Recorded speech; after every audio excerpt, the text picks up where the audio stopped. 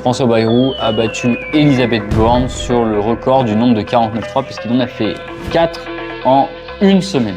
Sur le budget de la sécurité sociale, François Bayrou, il a fait plein de 49.3, il est passé en force. C'est vrai qu'on a tendance à s'y perdre qu'il les enchaîne. Qu'est-ce qu'il y avait exactement dans ces budgets? Déjà, première chose, dans ce budget, vous allez payer plus cher l'électricité parce qu'il va augmenter la TVA, qui est la taxe qui est mise sur tous les produits, par exemple sur les pépitos, comme sur un téléphone. Sur l'électricité et le gaz, elle va passer de 5,5% à 20%. C'est au même moment où on a un tiers des Français qui disent que l'an dernier, ils ont eu froid. Pour limiter le prix des factures, et François Bayrou va augmenter le prix des factures. Deuxième mesure extrêmement injuste, c'est la taxe sur les apprentis qui touchent notamment 50% du SMIC. Ils vont se retrouver avec une taxe maintenant sur leurs revenus. Pour quelqu'un qui touche un peu plus de 500 €, il va avoir 20 ou 30 € de taxes à payer tous les mois. C'est-à-dire qu'ils n'arrivent pas à taxer les dividendes parce qu'ils disent non, il faut que le marché soit libre, qu'il respire, il ne faut pas sanctionner. Par contre, les apprentis qui touchent moins de 1 000 €.